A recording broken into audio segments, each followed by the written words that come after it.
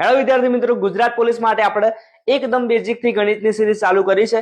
તો આપણો કદાચ બીજો લેક્ચર હશે. તો ચાલો આગળના લેક્ચરમાં આપણે સંખ્યા જ્ઞાન વિશે થોડીક માહિતી આપી હતી. તો હવે આગળ જઈએ. તો આજે આપણે શીખવાના છીએ એકી સંખ્યા, બરાબર, અને બેકી સંખ્યા. તો મિત્રો એકી સંખ્યાઓ કોને કહેવાય? તો અહીંયા તમારે એકી પરથી ગાડી એક યાદ રાખવાનું છે. શું યાદ રાખવાનું છે? એક. બરાબર. તો પહેલા એક લખી દઈએ, પછી બે બે પ્લસ કરતા જવાના. તો એક, પછી 3, 5, 7, 9, 11, 13, 15 અનંત સુધી. તો આ થઈ ગઈ મિત્રો આપણી એકી સંખ્યાઓ. હવે બેકી સંખ્યાઓ, તો બેકી સંખ્યાઓમાં આગળ 2 છે, તો તમે 2 યાદ રાખો. 2 પછી 2 2 પ્લસ કરો. 4, 6, 8, 10, 12 અનંત સુધી. તો મિત્રો એકી સંખ્યાઓ 1, 3, 5 થી અનંત, બેકી સંખ્યાઓ 2, 4, 6, 8 થી અનંત. અહીંયા તમને કે ભાઈ સૌથી નાની એકી સંખ્યા કઈ? તો 1. સૌથી નાની બેકી સંખ્યા કઈ? તો 2. થોડુંક આગળ જઈએ આપણે તો સમય સંખ્યાઓ. બરાબર. કઈ સંખ્યાઓ? સમય સંખ્યાઓ. તો એવી સંખ્યા કે જેને p ભાગ્યા q ના સ્વરૂપે લખી શકાય. એટલે ભાઈ બીજી ભાષામાં કહીએ તો અંશ ભાગ્યા છેદના સ્વરૂપે આપણે લખી શકાય, તો એને આપણે સમય સંખ્યા કહેવાય. અથવા તો તમે આને અંશ ભાગ્યા છેદ હોય એટલે શું કહેવાય? આને અપૂર્ણાંક કહેવાય. શું કહેવાય?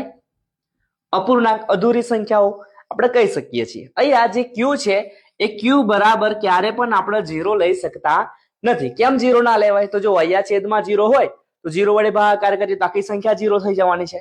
બરાબર. તો અહીંયા q બરાબર ક્યારેય 0 ના લેવાય.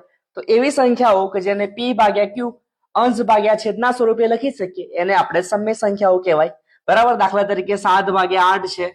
બરાબર. હવે 8 છે તો અહીંયા તમને છેદમાં કશું દેખાય છે? નથી દેખાતું, પણ આને આપણે 8 ભાગ્યા 1 પણ દર્શાવી શકીએ છીએ. જુઓ ઓછા 3 છે, અહીંયા છેદમાં છે કઈ?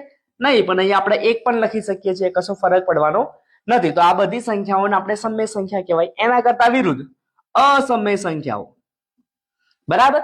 તો જેને આપણે p ભાગ્યા q ના સ્વરૂપે લખી શકતા નથી. દાખલા તરીકે વર્ગમૂળમાં 2 હોય, બરાબર, પાય છે, આવા અચળાંક હોય, તો આમને શું કહેવાય ભાઈ? તો અસમય સંખ્યાઓ કહેવાય.